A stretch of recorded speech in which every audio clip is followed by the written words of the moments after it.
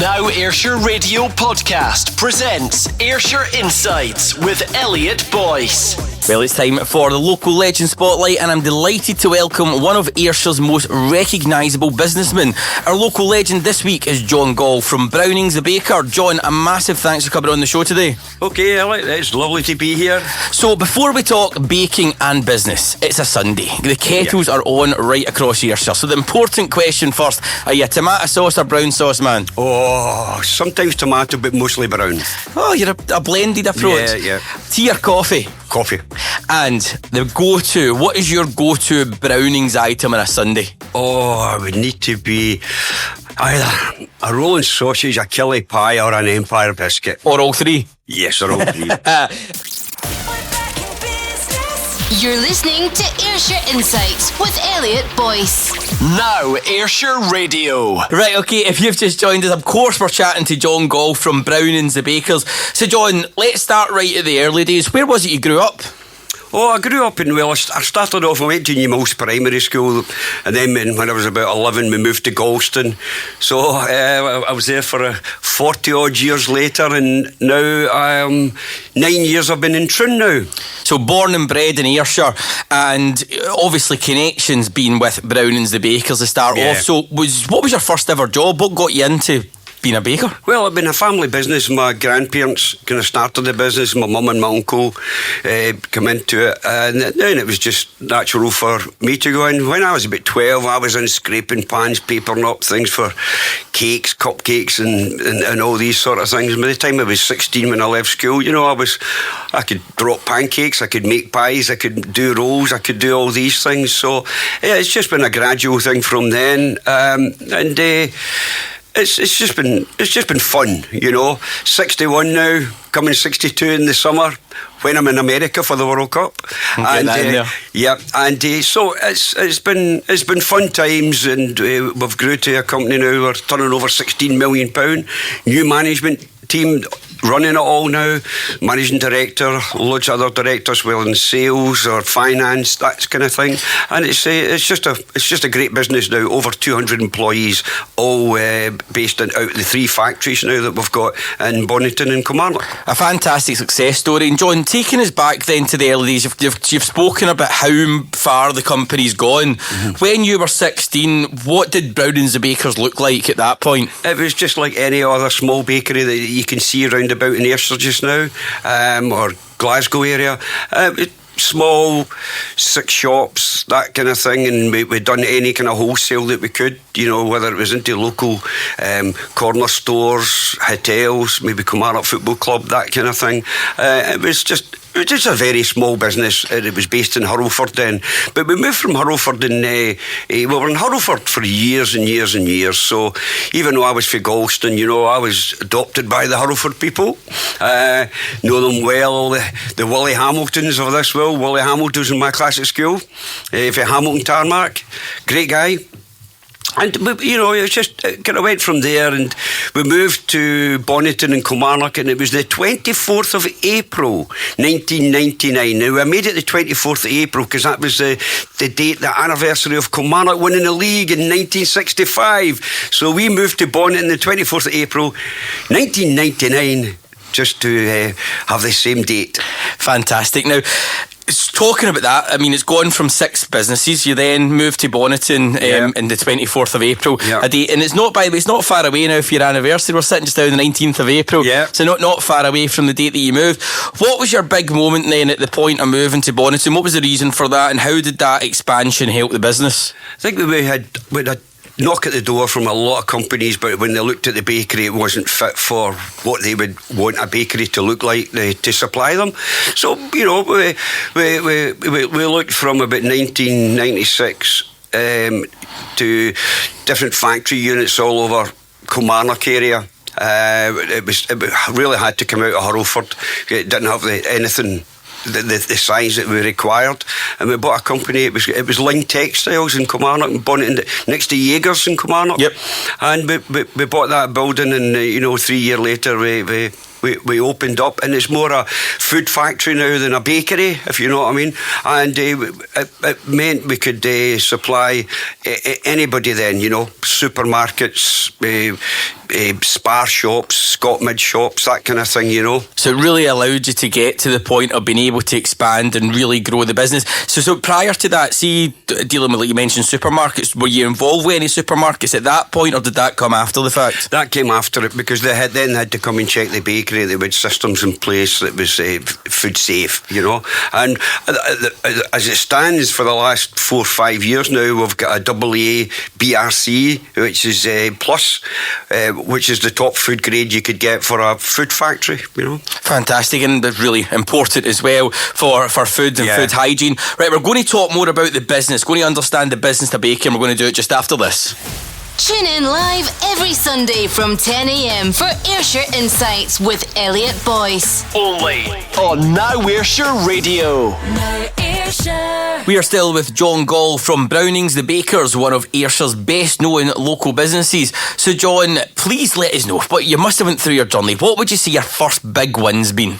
Oh, the first big win was definitely when I was the first ever Scottish person to win British Baker of the Year. That was in 2003, so it was in September, so October Aldi came knocking at the door and they said, who is this guy? They came and we spoke to them, and 2 years later we started supplying them, and that was the first big break that I got. We'd done 6 stores in Scotland with 6 products, and now we do 28 products every day, 7 days a week, into 110 Aldi stores. Fantastic. So 28 products across all the Aldi stores. What other big supermarkets do you work with now? We do them all. We do Morrison's, Tesco's, Sainsbury's, sort of thing, Asda. There's not one missed with all, and we have a great working relationship with them all.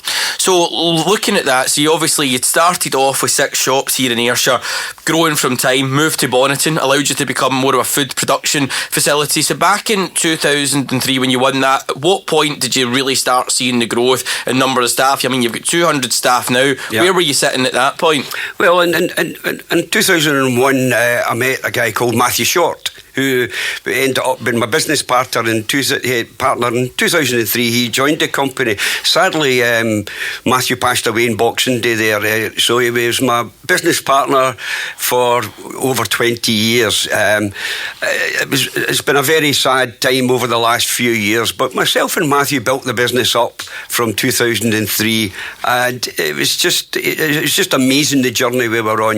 We used to make about maybe 400 pies a day, and then we thought we'd made it and things like that. But now, we're making about 120,000 pies a week now, and it's amazing how the journey that the business has come with me and Matthew being at the helm in the company. What would you say one of the biggest challenges is in trying to stay innovative and keep growing the business from something that I think a lot of people can probably get quite kind of stuck in a path where that's what works and maybe not wanting to move from that? How did you expand and look into markets and go, do you know what, maybe want to try something a bit different here and grow it?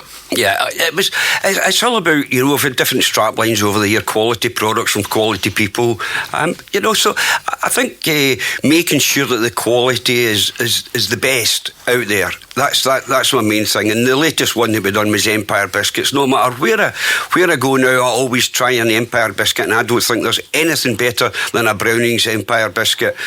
Go to Rugby Park on a Saturday and you can buy them. I'm very proud of that, with people buying the Brownings Empire Biscuit with the logo on it, whether it's Captain Conquer or Kilmarnock strip.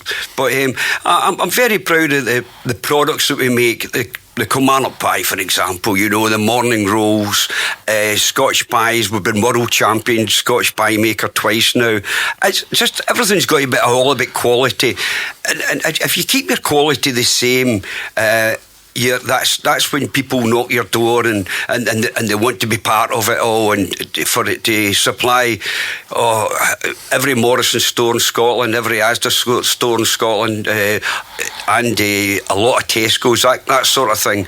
So it's we've got about 500-600 customers that we supply every single day, 7 days a week in Scotland.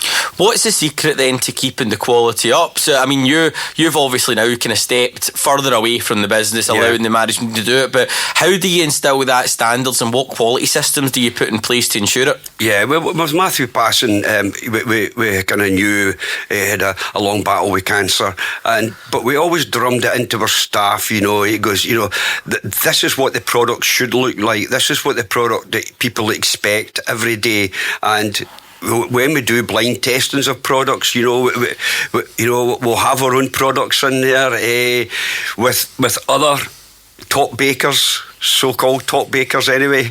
I don't like mentioning Greggs now and again, but if you try our pies against Greggs, if you try our Empire biscuits against Greggs, we always feel as if they win every blind test that we do, and that's just something that we've drummed into our staff all along.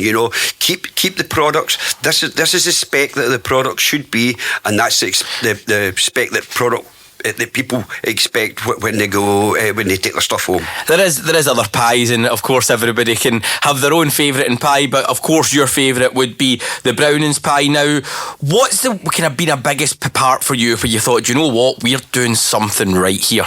Yeah, I think it was just I've always been making pies since I was about 16, 17 year old, and I know what a good pie looks like, tastes like, and throughout the years, whether it's a Scotch pie or when we started making the Killie pie, which is now Kilmarnock pie, you've got to keep your quality the same all the time. There is no doubt about that. You expect it to be the best, and to be world Scotch pie champion twice, that was quite an honour. Carol Smiley awarded me the trophy. It was quite an emotional times. An amazing achievement. Now, talking about that, you mentioned Killie pie, Kilmarnock pie.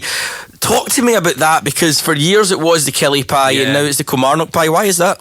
It was a Killie pie for Bill Costley he always says to me, John, remember I started the Killie pie when he was the chairman of Kilmarnock Football Club, but when we took over making the Killie pie for the football club, it was just it was a wonderful, because I was very, very proud of it, and then we had a kind of brick wall with the then chairman at the club, and he had said that they own the name Killie. Yes, they do own the name Killie, but we argued that they don't own the name the Killie pie. So it got a bit nasty, and it was going to court. It was that. So we decided, no, that's it. Finished. We're going to rename it, and we renamed it the Kilmarnock pie. And even when we were giving out samples like the Royal Highland Show, and we called it the Killie pie, people would come up and say, what does Killie mean? What does Killie mean? And it's amazing. If you're maybe Scottish or you're into football, Killie is Kilmarnock. But there's a lot of people who didn't know Killie, and as soon as we changed the name to Kilmarnock pie, the sales went through the roof. So actually, he done us a favour. It worked for you. Now, going through your period, I mean, there must have been some tough periods. What would you say the toughest period you've had to get through has been over your time at Brownings and Bakers? Definitely COVID. We were getting into the unknown, and all of a sudden, we had to get the staff on the floor and say, look, if any of you have got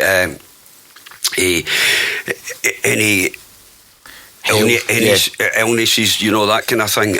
So you need to go home, and the supermarkets are all calling us. Are you still going to be open? You need to be open. So we really cut the products that we made down to about 20.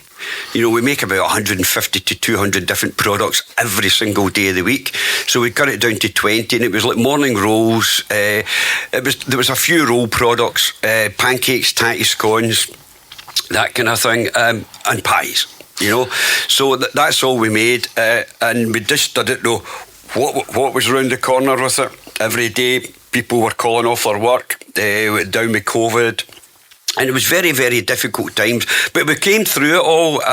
It was, and what can I say? The staff have been they were tremendous. The staff are all 20, 30, 40 years. A lot of them, service with the work, and if you cut them, they'll bleed Brownings. There's no doubt about that. So that was a very, very, very difficult time, but we came through it, and don't look back now. And slowly but surely we brought on all the other products again to make. So talking about the COVID period, so your team then would have been critical workers, obviously supplying food, but there's also, and it's the first time I've actually spoke to someone who's been involved in that side of it. Whilst COVID, obviously a lot of businesses were shutting and closing, you guys stayed open, but you were also dealing with something that was quite hygiene sensitive. How did you manage that in terms of testing and ensuring that there wasn't any contamination and going through that period? Because that must have been really quite difficult. Yeah, it was quite difficult, but we've got a good technical team in the company who kept us right with signs and distances from people from each department. All the offices had to change. They had screens up, this, that and the next, and our own retail shops had to close, and we opened them up slowly but surely. I don't know how long after, maybe 9-10 months, we opened one at a time, and even that was very difficult for us. But it was at the end of the day, the weather was great at the beginning, and we were still allowed to open and make the basic stuff. So every day was like a weekend, and they were all having it was like a Sunday, so they were all having the big fry up Monday, Tuesday, Wednesday, Thursday, Friday. So it was very good, So going through your time at Brownings then, see right now, if you walked into either the factory or into one of the Brownings shops, or any shop where you see a product, what makes you feel most proud? I don't know. I've got so many products that are my favourites, and I've got the ones that we used to make years ago that we don't make anymore, which, I've said to the new team, could you bring them back just for a couple of weeks? Just for me? Yeah, just for a couple of weeks to see. And it's amazing how people say, like, sugar rolls is my biggest one that I love them to make now and again. And how do you eat a sugar roll?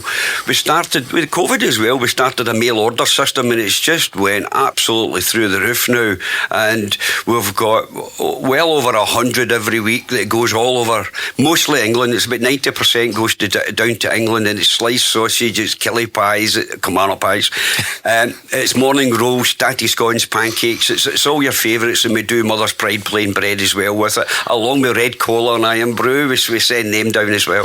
So get on to, you've spoken about a lot of logistics just now. The fuel prices is something that we speak about every single week. Mm-hmm. There's clearly a lot of challenges with the Strait of Hormuz, and fuel prices are going through the roof.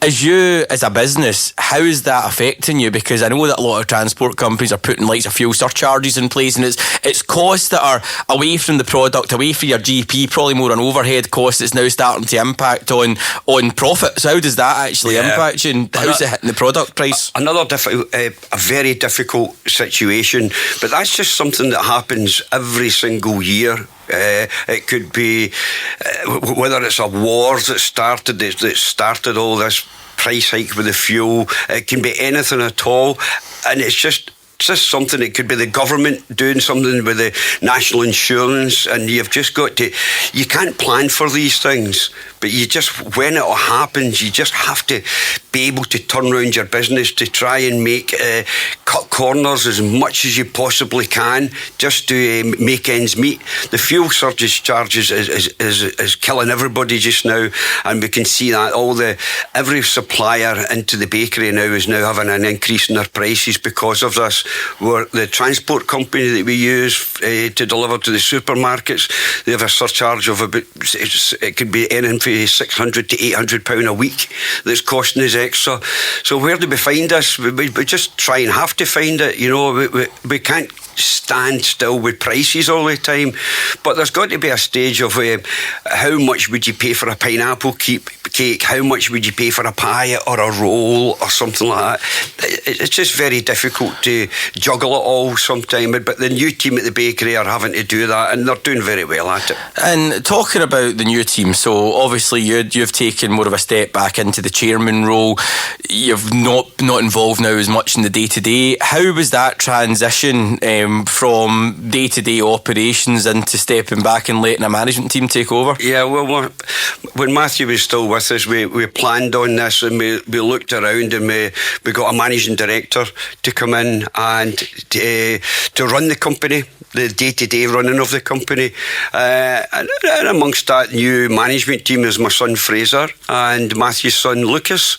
We've got a finance team, as I said, and a good sales team. So it was very difficult, but I'm still there as a consultant if and when they need me. I know how to. If I can see a problem and they're having problems with products or anything, or looking for new sales ideas, or I'm just a phone call away, and I will pop in if I can, maybe once a week, just to see how they're all getting on. But I still see emails, I still see WhatsApp messages and things, and I'm there to help whenever I can. But it was very difficult. But myself and Matthew did plan it all, and he would be delighted the way things have worked out now. It's always difficult for people who've been at the helm of something to let it go, but the best directors, the best management team are people who can let go and have built a strong team round about them that's able to take over the business and have life after. John, what happens after that, and how can they keep growing Brownings and Bakers, which started from your family legacy? Yeah, they've got a great it's a younger team now, myself, on that TikTok and that. Yeah, I don't know, I can't even, I can't do TikToks, I can't do Instagrams, I can't do that kind of thing, but they're really on the ball with it all, and it's a great team. Whether it's marketing, marketing is the big thing now, know, and I'm always seeing other people doing other things, and I'm maybe texting them all saying, why can't we do that? Sometimes if you're controversial, it can be really, really good and helpful to you, but there's a fine line. They'll say, oh John, we can't do that, whereas before I would just do it. Yeah, it's probably trying to keep a wee bit of control on it, and you're right, good marketing is what gets it out there. And that's probably how your online stuff's doing so well and hitting down south.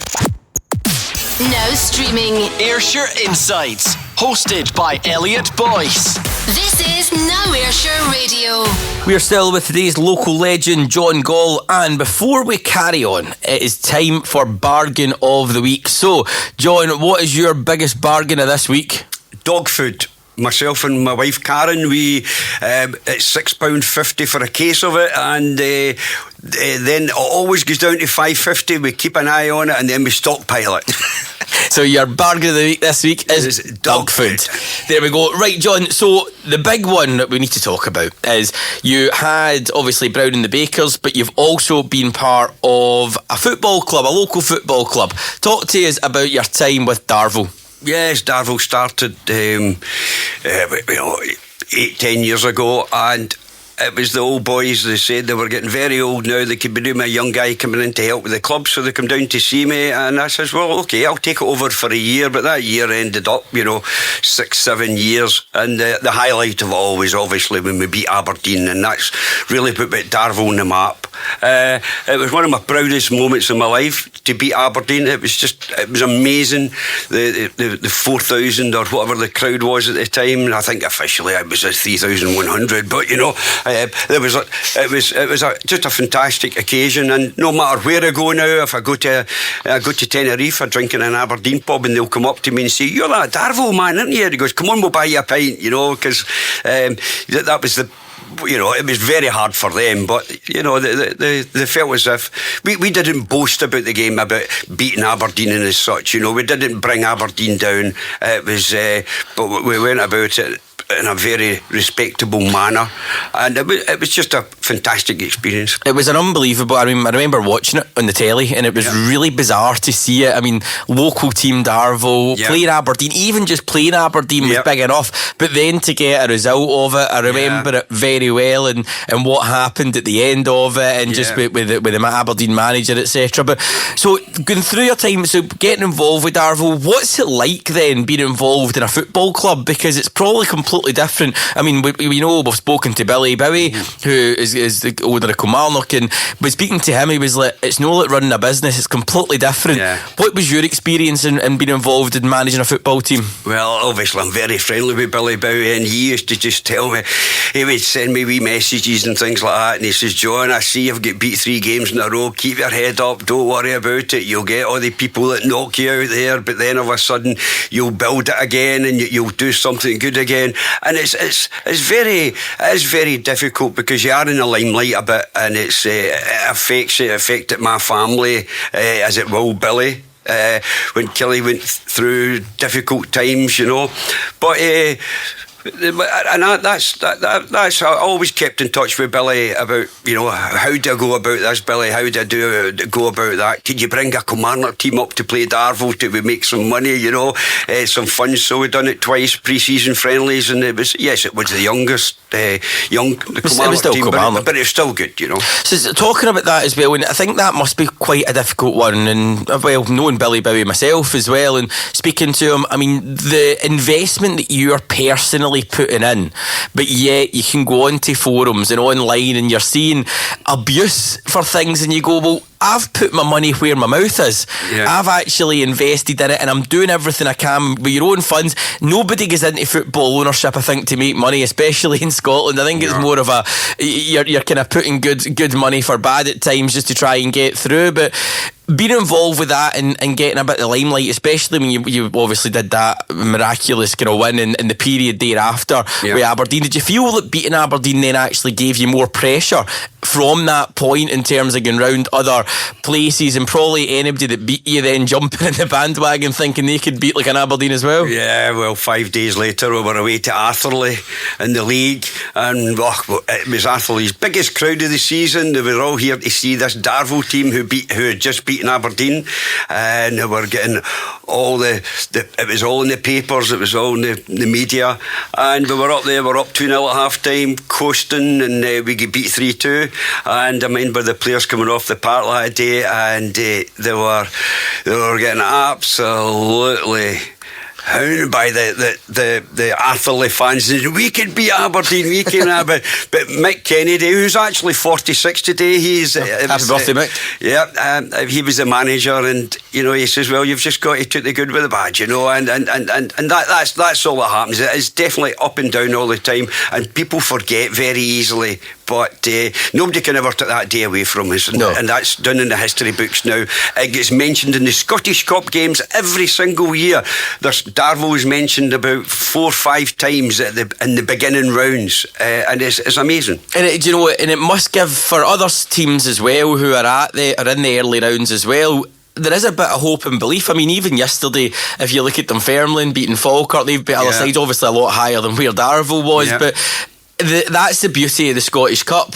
Really, any team, given the right set of circumstances and the cards being dealt in the right way, can progress to play big teams. Yeah, well, when we beat Aberdeen, of course, the next round was against Falkirk, and about an hour before the kick-off against Falkirk, the draw for the next round was done, and it come out, it says Darvel or Falkirk versus Ayr United. I says, so all my Ayr United friends, and David Smith, the Ayr United chairman, had texted me, says, you make sure you win the night, we want to come up to Darvel, and a really Ayrshire derby, so of course we get beat 5-1, but that would have been a dream to play Ayr United. A lot of friends support Ayr United. I've got a lot of good friends, my business partner supported them as well, Matthew, and but the banter's good. Banter's very good. Talking about Ayr United as well, so you mentioned earlier on you're going to the World Cup, you're going to America for a number of weeks. Yep. What were you telling me about Ayr United's links with this and what you're going to be doing? Yeah, I can't believe it. I've booked on a Ayr United supporters bus in Miami to get from our hotel to the game and back again, so I can imagine there's going to be quite a bit of banter on this bus with me being the Kilmarnock man, and here they come, the Ayr United fans. So it's all in good. John Grieger's and the Ali McLeod Tartan Army boys, all good friends of mine, and but we'll always remind them there's only one team in Ayrshire. So a big shout out to any Ayr United supporter, and by the way, if you've listened to any of the digs that John's done, get it in the forums. He's going to be in the Ayr United bus in America. You can give him it tight then. Oh, I know. Right, up next, we're going to have a quick fun round. This is the Ayrshire Insights Podcast with Elliot Boyce. I'm chatting with today's local legend, John Gall from Brownings, the Bakers. Now it is time for 5 fast ones. So John, I've got 5 questions for you. You've got to say it without thinking about it, and we'll give you them now. Right, you ready to go? Ready. Right, favourite takeaway? Chinese. Song that always lifts your mood? Paper Roses. Best thing about Ayrshire? Kilmarnock Football Club. Weirdest moment at work? Weirdest moment at work? Oh, can't think. And who plays you in a movie of your life? Oh, movie. Mel Gibson. Definitely. You can take our lives, but you'll never take our freedom. There we go. So, thanks for playing 5 fast ones. We're going to be asking our guests every single week to get involved. So, John, what is next for you and for Brownings the Bakers? What's next for Brownings? I can see just a continuous growth. Brilliant people running the company. I've got great staff that work for us. They're the best in the Ayrshire. There's no doubt about that. And the future for me is just to play golf. I'm a member of Loudon Golf Club, so I will be up there Wednesdays, Saturdays, playing the competitions. Not very well, but I still go. There we go. And from your side of things as well, you've obviously got the World Cup coming up. How great did you feel when you seen it? Did you just get booked up straight away when obviously Scotland managed to get to their first World Cup? Is it 25 year, am I right in saying? Is it round about 28 that? year. 28 year. So yes, I'll be flying to Houston to stay with my friend Ian and Gillian. And then I will be basing myself there, but then flying to Boston for 10 days, over to Miami, and then back to Houston, and then we'll see what happens, because obviously we're going to qualify for the next round, and I've got a ticket right up to the finals. So I'm really looking forward to it. It'll be a brilliant experience. And one thing that I really want to just highlight is, for all Ayr United supporters, just a reminder, John Gall is in the Ayr United supporters bus in America after everything he's on. How tight he's giving you in this show. Just remember it, and I'm looking forward to seeing that in the forums later. I think I'll need to give them all a Kilmarnock pie each on the bus. Get them an Empire biscuit. That'll be easier to go over. I can imagine the singing will be good in the bus anyway. So what's one thing that you hope for Ayrshire's future, John?